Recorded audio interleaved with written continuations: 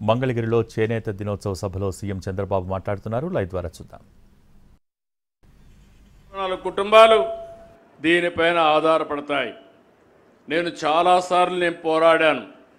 40 సంవత్సరాలు నా జీవితంలో రాజకీయ చరిత్రలో ఏ ఒక్క వర్గానికైతే ఎక్కువ పోరాడని అడిగితే అది ధైర్యంగా చెప్పగలుగుతాను.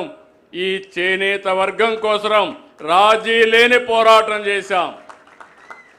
అధికారంలో ఉంటే పనులు చేశాం, ప్రతిపక్షంలో ఉంటే మీ తరపున పోరాటాలు చేసిన విషయం కూడా ఒక్కసారి గుర్తు తీసుకొస్తున్నాను. 2014 నుంచి 19 వరకు 5 ఏళ్లలో చేనేతకు అండగా నిలబడ్డాం. 110 కోట్ల రూపాయలు చేనేత కళాకారులకి రుణాలు మాఫీ చేశాం. దీనికోసం అపోజిషన్లో పోరాడాం. చీరాల్లో ఇప్పటికి కూడా నాకు గుర్తు. నేను ఆ రోజు వచ్చి పెద్ద ఎత్తున నిరసన తెలియజేసి ధర్నాలు కూడా చేసి పాత ప్రభుత్వం చేయకపోతే దాన్ని మాఫీ చేసిన ఘనత తెలుగుదేశం ప్రభుత్వాన్ని.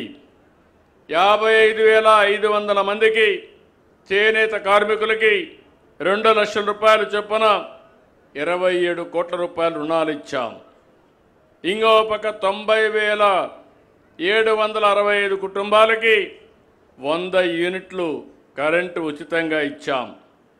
ఇంకో పక్క చేనేత కార్మికులకి మొట్టమొదటిసారిగా 50 సంవత్సరాలకే పింఛన్ ఇవ్వాలని నిర్ణయించిన పార్టీ తెలుగుదేశం పార్టీ.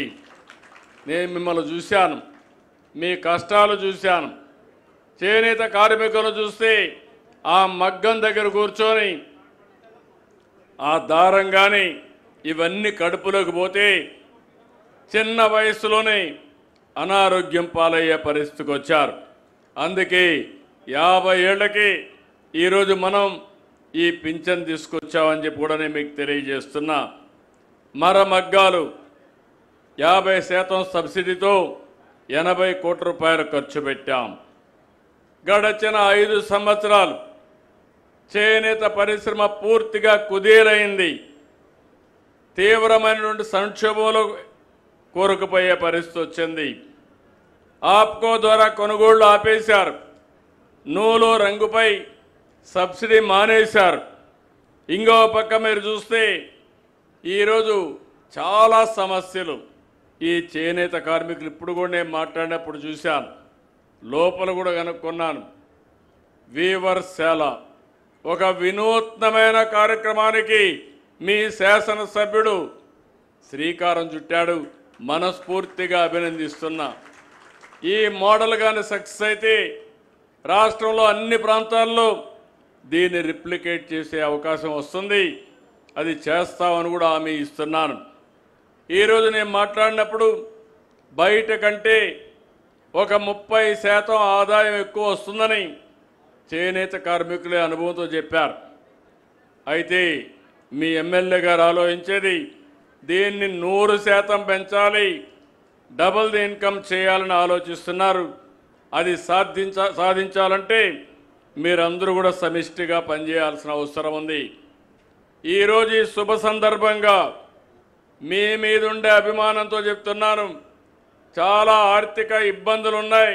ఎన్ని ఇబ్బందులు ఉన్నా నాకు మొట్టమొదట గుర్తొచ్చేది చేనేత కార్మికులకు ఏ పని చేసినా మొదట మీకే చేస్తామని కూడా హామీ ఇస్తున్నాను. అందుకే ఈరోజు మరమగ్గాలకి మీరు ఏదైతే హ్యాండ్లూమ్ ఉన్నాయో ప్రతి ఒక్క వ్యక్తికి ఈ నెల నుంచే 200 యూనిట్లు కరెంటు ఉచితంగా ఇస్తామని హామీ ఇస్తున్నా. ఇదే కాదు, మరమగ్గాలకి 500 యూనిట్లు ఉచితంగా కరెంటు ఇస్తాం.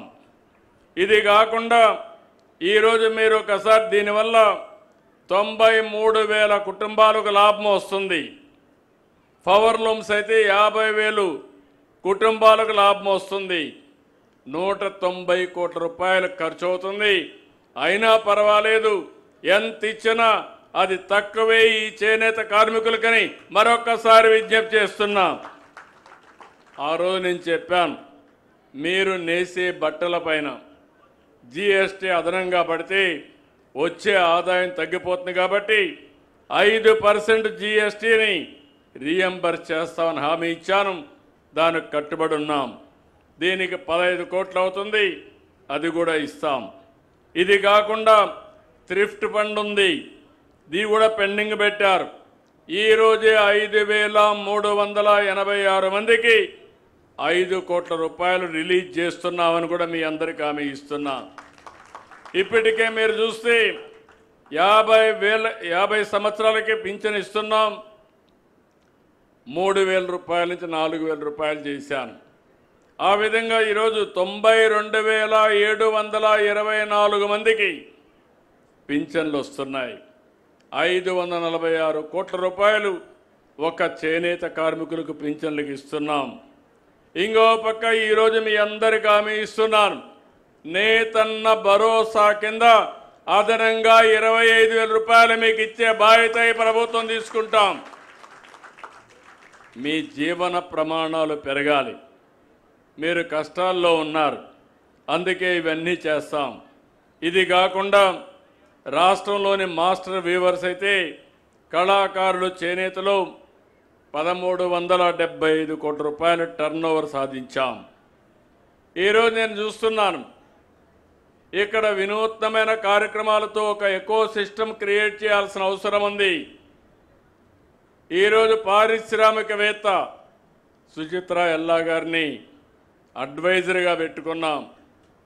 ఎందుకంటే వాళ్ళు వ్యాపారాలు బాగా చేస్తారు కాబట్టి, టేస్ట్ ఉంటుంది కాబట్టి, ఆవిడికి ఈ పరిశ్రమ మీద చాలా కమిట్మెంట్ ఉంది, ఏదో చేయాలని తపనుంది. అందుకే వారిని అడ్వైజర్గా పెట్టాం. జీతాల కోసం కాదు, ఆవిడ కారులు లేక కాదు, కానీ మీకు సేవ చేయాలనే అవకాశం వారికి ఈరోజు కల్పించాం. తప్పకుండా వారు ఆలోచించాల్సింది, చాలామంది పరిశ్రమలు ముందుకు వస్తున్నారు. టాటా వచ్చారు, బిర్లా వచ్చారు, పెద్ద పెద్ద సంస్థలన్నీ వస్తున్నాయి. వీళ్ళందరూ వచ్చి డిజైనర్స్ ఉన్నారు, ఇండియాలో బెస్ట్ డిజైనర్స్ ఉన్నారు. సినిమా వాళ్ళకు కూడా ఏ డిజైన్ తయారు చేయాలో తయారు చేసే డిజైనర్స్ ఉన్నారు. వాళ్ళందరినీ కూడా ఎంపానల్ చేయమన్నాం. వీళ్ళిద్దరే కాకుండా ఒక ఎకో సిస్టమ్ క్రియేట్ చేసి నేతన్న యొక్క ఏ విధంగా మీరు అవస్థపడుతున్నారు, మీ కష్టాలన్నీ తెలిసే విధంగా వినియోగదారుడికి అర్థం కావాలి. ఏ ఊర్లో నేచారు, ఎప్పుడు నేశారు, ఈ బట్ట యొక్క ఇదేంటి, మీరు మీ కుటుంబం ఏ విధంగా కష్టపడుతున్నారు అనేది తెలిస్తే ప్రపంచంలో కొనడానికి ఏమాత్రం కూడా వెనుకాడే పరిస్థితి లేదు. 10 రూపాయలు ఎక్కువ పెట్టుకుంటారు. అందుకే దీన్ని ట్రేసబిలిటీ అంటున్నారు. అది కూడా ఇంట్రడ్యూస్ చేయమన్నాను. ఈ ఎకో సిస్టమ్ మొత్తం మీరు చేనేత కార్మికుడు దగ్గర నుంచి, మీ డిజైన్ దగ్గర నుంచి వినియోగదారుడి వరకు ఒక పద్ధతి ప్రకారం చేయగలిగితే నాకు ఏమాత్రం అనుమానం లేదు, ఇప్పుడు వచ్చే ఆదాయాన్ని 2 సుజావుగా చేసే అవకాశం వస్తుందని మరొక్కసారి మీ అందరికీ హామీ ఇస్తున్నా. దానికి ఇప్పటికే మీరు చూస్తే ఈ సంవత్సరం 1 ప్రోడక్ట్ 1 డిస్ట్రిక్ట్ కింద మన వాళ్ళు చాలా బాగా పనిచేశారు. 9 అవార్డులు వచ్చాయి. అందులో 3 చేనేత పరిశ్రమకే రావడం చాలా సంతోషం అని చెప్పి కూడా నేను మీకు తెలియజేస్తున్నా. ఈరోజు ఇంకొక పక్కన మీరంతా కూడా open network for digital commerce కింద ONDC కింద చేనేత ఉత్పత్తుల మార్కెట్ విస్తరిస్తున్నాం. ఇప్పటికే 2,000 చేనేత ఉత్పత్తులు ఇందులో నమోదైనాయి. ఇంకో పక్కన మీరు ఒకసారి చూస్తే 1 డిస్ట్రిక్ట్ 1 ప్రోడక్ట్ ఇప్పుడే చెప్పాను. ఇంకొక పక్క వెంకటగిరి, మంగళగిరి, ఉప్పాడ, కాళహస్త్రి, రాజాంలో 74 కోట్ల రూపాయలు ఖర్చు పెట్టి క్లస్టర్స్ కూడా ఏర్పాటు చేస్తున్నాం. ఇందులో 1,374 మంది పనిచేసే అవకాశం వస్తుంది. అమరావతిలో హ్యాండ్లూమ్ మ్యూజియం కూడా ఏర్పాటు చేస్తామని చెప్పి నేను మీకు తెలియజేస్తున్నా. ఎప్పుడు కూడా ఒకసారి ఆలోచిస్తే ఇక్కడుండే చేనేత కార్మికులే కాదు, మొత్తం వెనుకబడిన వర్గాలు, ఎప్పుడు కూడా తెలుగుదేశం పార్టీనే మీరు 40 ఏళ్ళుగా చూశాను. ఎన్ని రాజకీయాలు వచ్చినా కానీ ఎప్పుడు కూడా తెలుగుదేశం పార్టీకి అండగా నిలబడ్డ వర్గం, వెన్నెముగా సహకరించిన వర్గం ఈ వెనుకబడిన వర్గాలని చెప్పి కూడా నేను మీకు తెలియజేస్తున్నా. ఇవన్నీ చూసినప్పుడు మాకు ఒక బాధ్యత ఉంది. మీ వల్లనే అధికారంలో ఉన్నాం. సుదీర్ఘంగా రాజకీయాల్లో అధికారం వచ్చే పరిస్థితి వచ్చింది. ఇవన్నీ కూడా చూసినప్పుడు ఎవరు ఎన్ని మాటలు చెప్పినా ఒక్క మాటలో చెప్పాలంటే కొన్ని వర్గాలు వస్తూ ఉంటాయి పోతూ ఉంటాయి, కానీ పార్టీ పెట్టినప్పటి నుంచి పార్టీని బలపరిచిన ఏకైక వర్గం వెనుకబడిన వర్గాలని చెప్పి నేను మీ అందరికీ విజ్ఞప్తి చేస్తున్నా. అదే మరి పార్టీ కూడా మీకు రాజకీయాల్లో ప్రాధాన్యత తీసుకొచ్చాం. ఎన్టీ రామారావు గారు తెలుగుదేశం పార్టీ పెట్టక మునుపు వెనుకబడిన వర్గాలు నామమాత్రంగా రాజకీయాల్లో ఉండేవాళ్ళు. ఈరోజు నేను గర్వంగా చెప్పగలుగుతున్నాను, తెలుగుదేశం పార్టీ ఎప్పుడు అధికారంలో ఉన్నా అగ్రభాగాన్ని నిలబెట్టిన వర్గం ఈ వెనుకబడిన వర్గాలు. 34% స్థానిక సంస్థల్లో రిజర్వేషన్లు పెడితే గత ప్రభుత్వం 24%కు తగ్గించారు. నేను అందుకే చెప్తున్నా, మళ్ళీ దీని మీద పోరాడవలసిన అవసరం ఉంది. సుప్రీంకోర్టులో కూడా సమస్య ఉంది. దీనికోసం పోరాడతాం, మీకు న్యాయం చేపిస్తాం. ఇంకో పక్కన మీరు చూస్తే ఒకప్పుడు ఆదరణ పథకం తీసుకొచ్చాను. ఆదరణ పథకం ద్వారా పెద్ద ఎత్తున ఆర్థిక సహాయం చేశాం. ఇది సమైక్య ఆంధ్రప్రదేశ్నే ప్రవేశపెట్టాం. మళ్ళీ 2014లో ఆదరణ 2 కింద దగ్గర 964 కోట్లు ఖర్చు పెట్టాం. మళ్ళీ మీ అందరికీ హామీ ఇస్తున్నాను, ఆధునికమైన మరమగ్గాలు కానీ ఇవన్నీ ఇవ్వడానికి ఆదరణ 3 తీసుకొస్తాం. మీకు న్యాయం చేసే బాధ్యత ఈ ప్రభుత్వాన్ని చెప్పి కూడా నేను మీకు తెలియజేస్తున్నా. ఇదే కాకుండా ఈరోజు మీరు చూస్తే దేవాలయాల్లో పనిచేసే నాయీ బ్రాహ్మణులకి 15,000 నుంచి 25,000 పెంచాం. చేనేత నేతనులకు పెంచినట్టే సెలూన్లకి 150 యూనిట్ల నుంచి 200 యూనిట్లు ఉచిత కరెంటుకు ఏర్పాటు చేశాం. దీనివల్ల దగ్గర 40,000 కుటుంబాలకు లాభం వస్తుంది.